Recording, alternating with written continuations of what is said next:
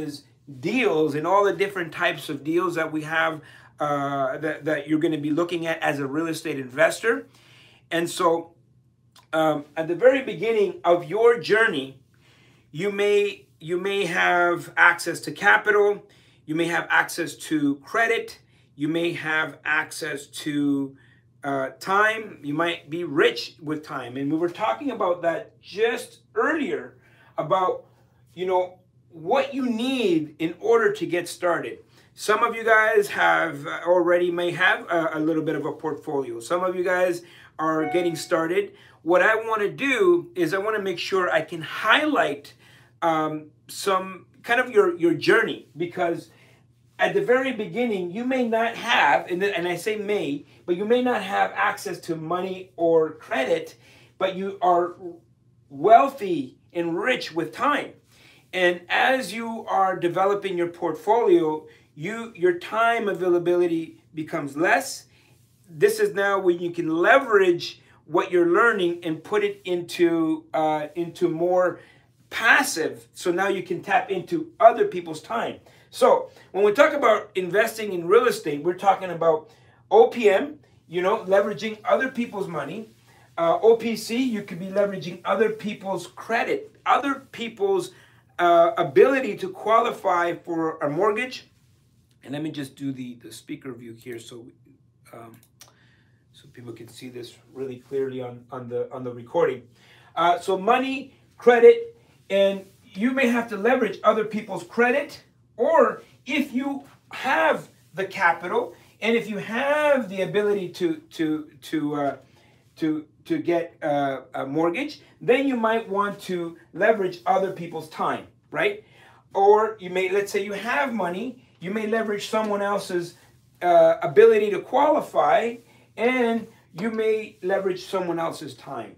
Maybe you have all the time. You have all the time that you're willing to invest into this business. So then maybe you can leverage someone else's time, money, or someone else's credit. So essentially, when you are getting started, you need to think about what types of deals that you're going to go after.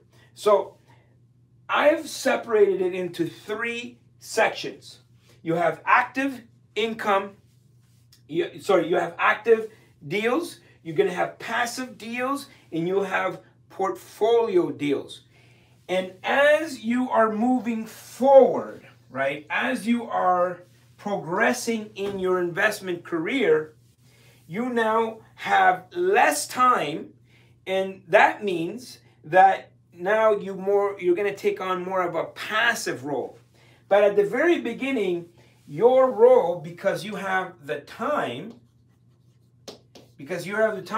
your rone at the very beginning is going to be more active. Okay, and this is what I was talking about with Talia. We were talking about with Talia earlier, that you know what, we wanted to create a situation for younger people like yourselves to get insights on real estate, because you guys are the wealthiest out of anyone because you have that time. And what's going to count is how you invest your time. How you invest your time now will give you the results, so you in the future you can be more passive, and you can build more passive strategies and portfolio and build up your portfolio as well. So for me, I'm not ashamed to admit it to you guys that you know what, I'm a bit older than everyone here. I'm 45, and what I do is I spend most of my time, doing what I love, which is educating and inspiring people to get into real estate. I help people achieve financial freedom at whatever age. And so for me, I am living a life of fulfillment, and I have the luxury of time because I've put in all of the work. Before, in my early 20s, I had no time because I had to sacrifice some time. I had to invest my time into activities that later on I could cash in on, right? So passively, my investments are more passive, not only because I've set it up that way, but because I have a team. I've built a business. And so I live the life today of fulfillment and having the things that I want because of the decisions that I made when I was in my early 20s. And so you guys here in this room, maybe you're late 20s, early 20s, and I see some younger faces in here that are really getting started. You guys have that opportunity to make the decisions, create the activities, and build a business. So when you guys are 35 or 40, people are going to say, "Wow, you're lucky," and they're going to say you're lucky because they weren't doing the things that you were doing back in your early 20s, late teens, right? Late teens, early 20s. So I want to talk about the 3 types of deals, and specifically I want to highlight the active component to this because I think you guys are going to be very active, and then kind of like what kinds of deals that you're going to be doing as you continue to grow within your journey.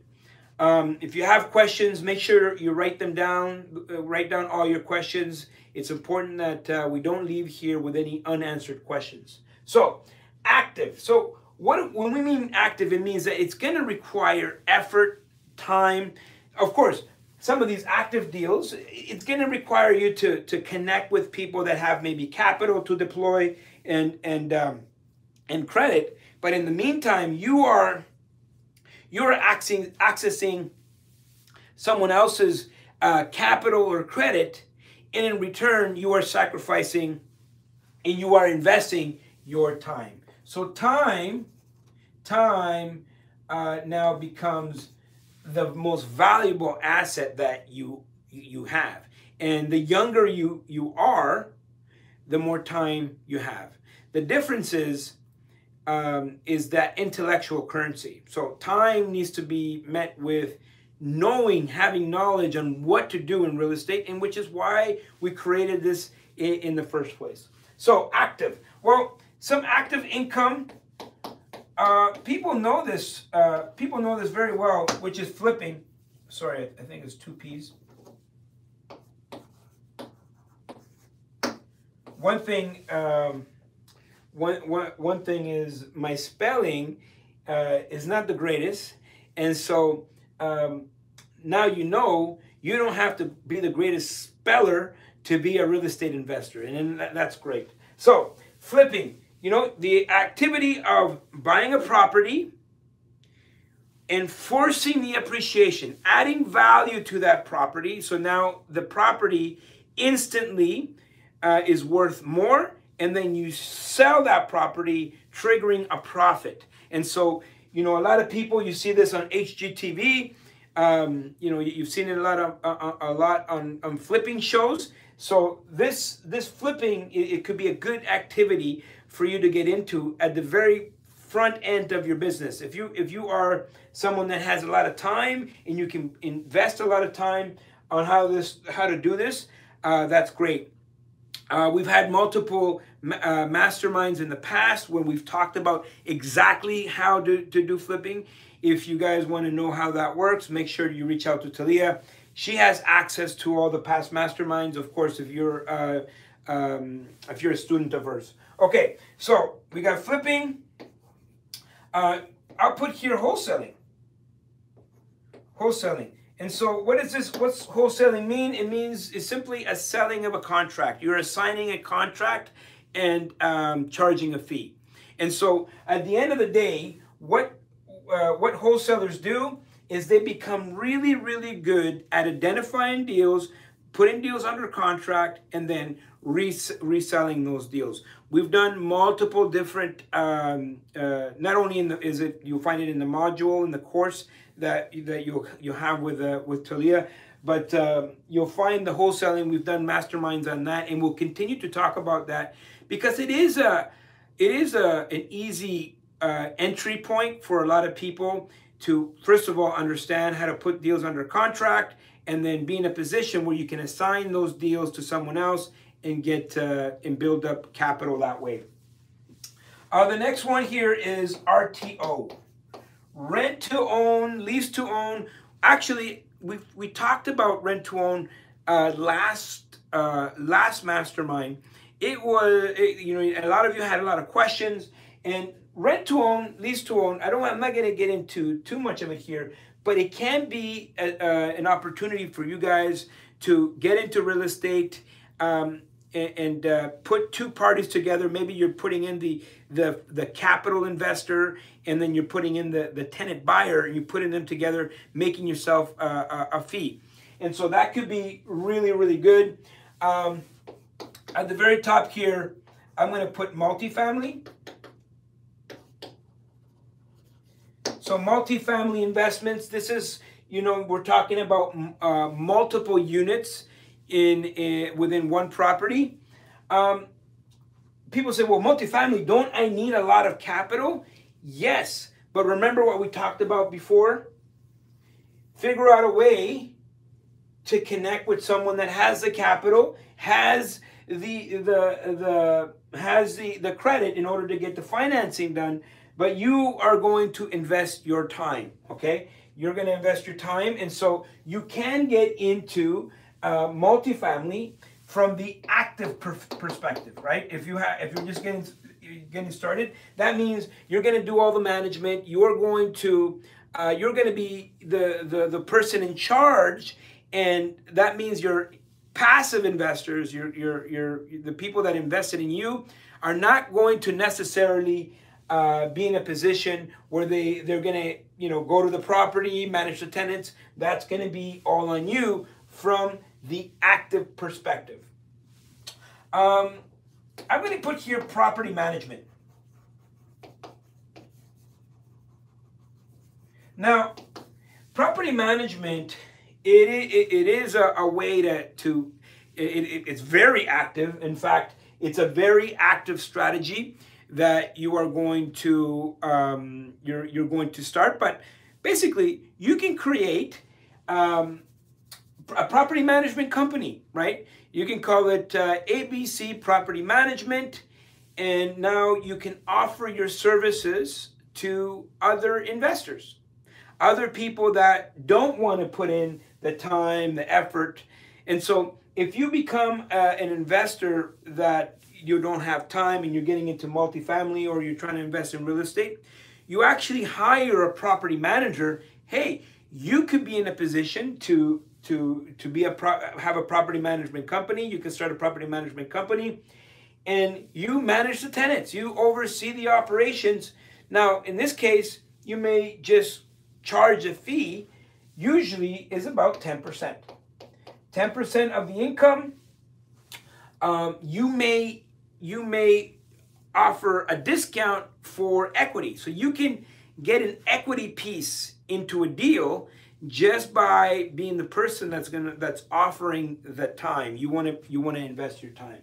And so I know a lot of young people, you know, unlike me, you know, everybody's heard of high tech. I'm very low tech. My life is very low tech. I like paper and things. But I know that, you know, a lot of younger people, especially people under 35, they have access to and have a lot of knowledge in technology. So that could be another asset that you bring to the table when you're starting a property management company, to use, you know, your resource of knowing and understanding technology, and how can you deploy that into investments. So the property management could be a good way for you guys to get into the game, start managing other people's properties. You're taking 10% from their cash flow, so you are creating cash flow. Low tech, you love that, Christian. So you love that cash flow, and so you can actually have 10%.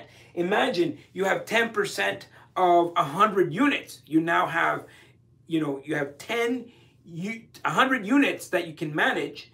You don't even own these properties, but you can be in a position where you actually are receiving the benefit, right? A 10% benefit. So that can be very lucrative. And so here, just like some quick things that you can talk about when we're doing this active strategies that you can deploy. There's much more, but that's, I think those are the key ones that I would encourage you to look at least when you are starting to think about, you want to get into real estate, but you don't have a lot of capital. Well, you do have time, so you want to be more active in the game. And I'm going to add another one here. I don't have any room here, but I'll do it right here.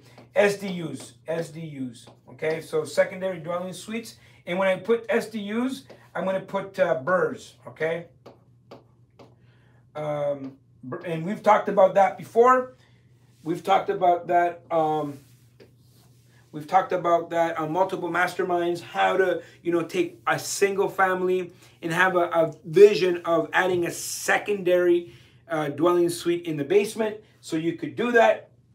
Now, you are going to spend, and especially if you're just getting started, you are going to be spending a lot of your time in active activities in your business. Whether you're buying multifamilies. I mean, all of these activities is to raise capital to put it into more multifamily. But as you continue your journey, you're going to start to now look at more passive activities. So the first one I would say is on the passive side, right? I would say is private lending. Okay, private lending, peer-to-peer lending. This is now you putting your money to work. So now you spent a few years building up your capital, and now it's time to have your capital work for you.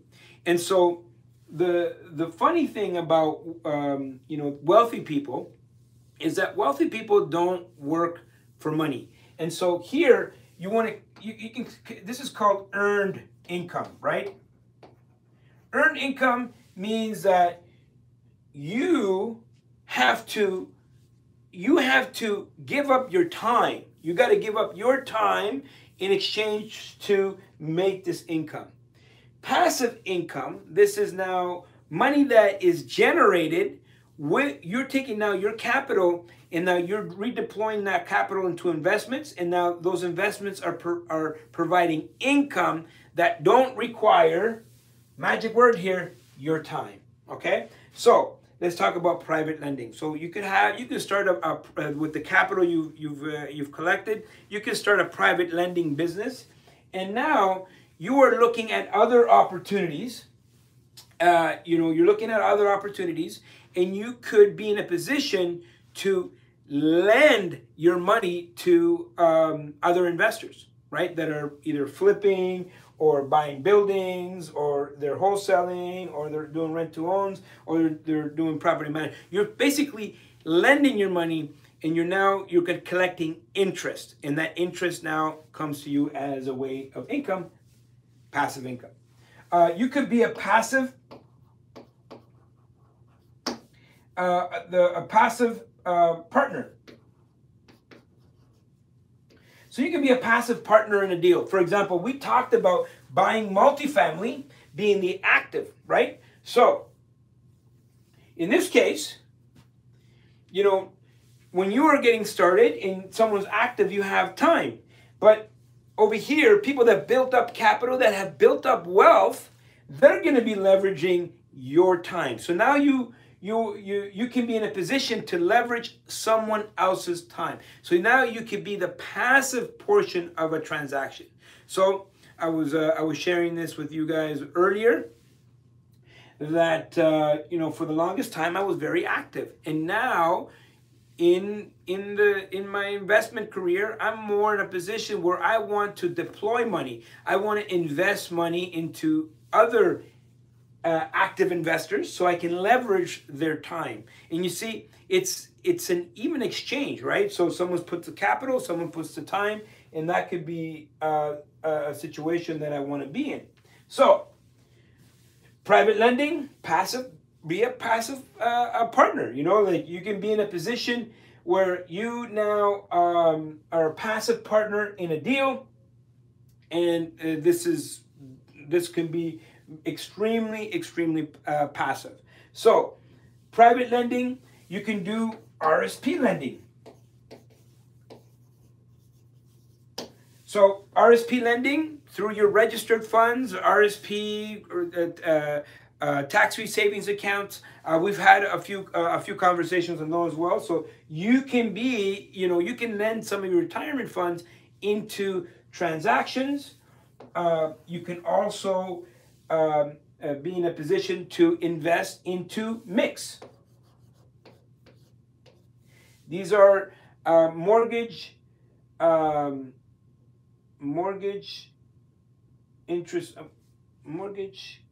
investment companies. Mortgage investment companies. So you can invest into other people's mortgages, right? So you get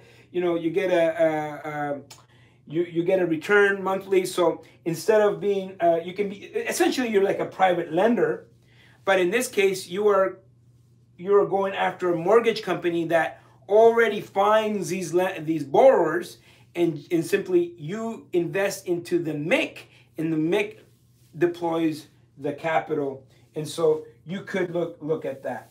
So we've made a jump from active now. You made a jump from active now to passive. And so the next jump in your career is going to be a jump into more portfolio deals, right? And so these portfolio deals now are very now the return becomes less and less as you move forward, but as you are deploying more capital, at the end of the day, your time requirement becomes less and less. And so the less and less your time is required, the lower the return, but the more time that you have. Because the key and the reason why you may want to start investing in the first place is so you can get to a position where you actually have all of your time back, right? And so on the passive side, you may be a passive investor on a deal, but you're still somewhat involved. I mean, you have you lend out your money, even though there's somebody else doing the work, but you still are going to be vetting the deal. You're going to be doing all this, and so on as we go down the passive line. But as we go into on the portfolio side, what you're going to discover is that there is zero time from you. So this could be REITs. Okay, so I want you guys to write this down: real estate investment trusts. Okay, I want you to write that down. Real estate investment trusts. Okay, these are, and there's two types. There's public and private REITs. You have public REITs and private REITs. There are REITs that are hosted on the Toronto Stock Exchange, and yes, REIT. There's REITs that are hosted on the Toronto Stock Exchange. Those are public REITs. And they're really set up as investments in like that you sell shares of your investment. Very similar the way you would buy a stock. You can buy a stock into a public REIT that makes it available on the Toronto Stock Exchange, but you can also buy shares of a real estate investment trust that is private. And so, for example, our portfolio here in our company, the Quadra Group, we can take our entire portfolio and convert it into a REIT, and now have individual investors invest into our REIT. What is the difference between investing into a REIT and being a passive partner into a deal? Well, passive partner, you may be looking at one specific deal. When you invest in a REIT, for example, there's a REIT that I invest in, that portfolio, that real estate investment trust holds 1,500 properties or 1,500 units. And so I can leverage 1,500 units, and I'm making my money, and there's really no work. I set it and forget it, okay?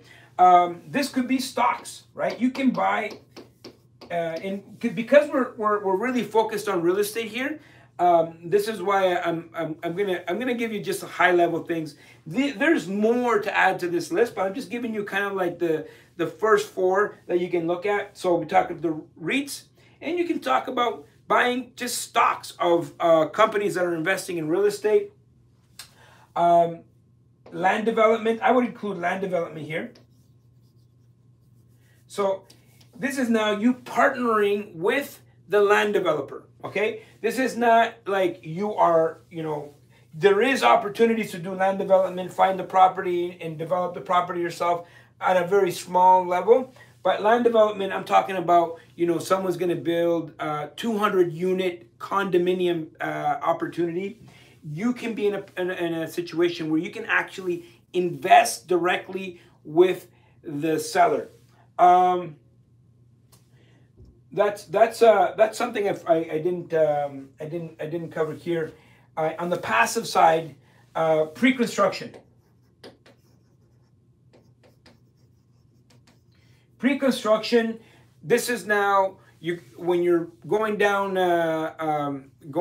any neighborhood, you'll see a new development. Someone's building a new development, and so you go and buy that deal before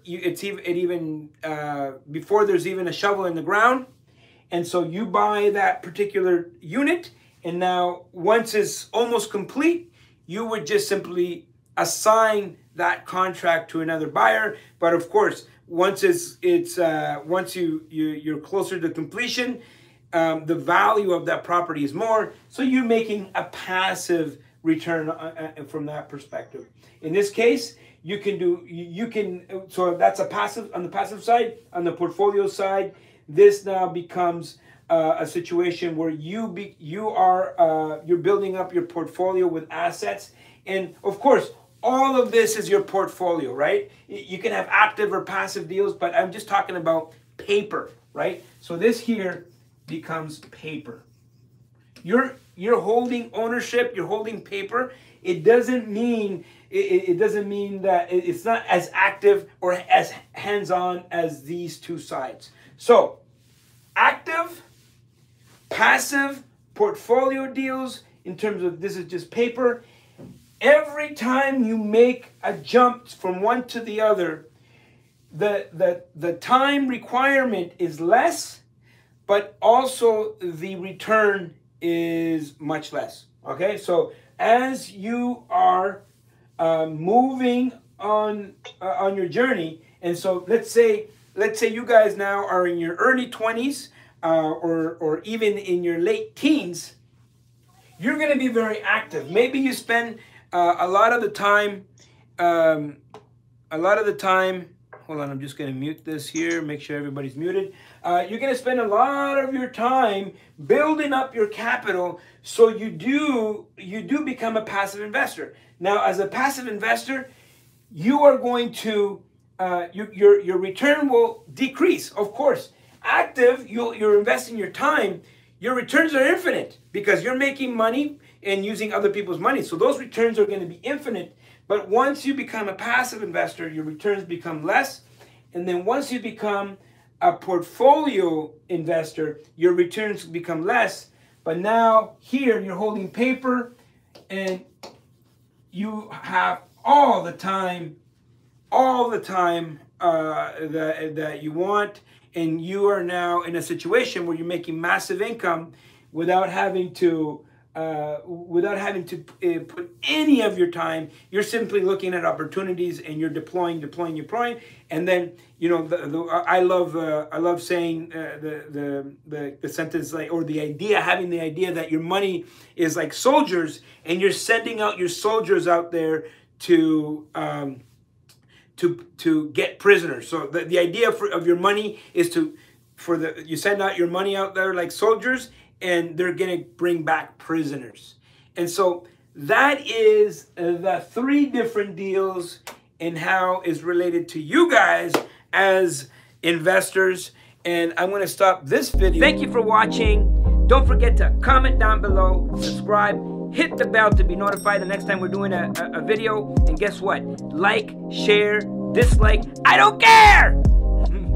Let me see how that looks.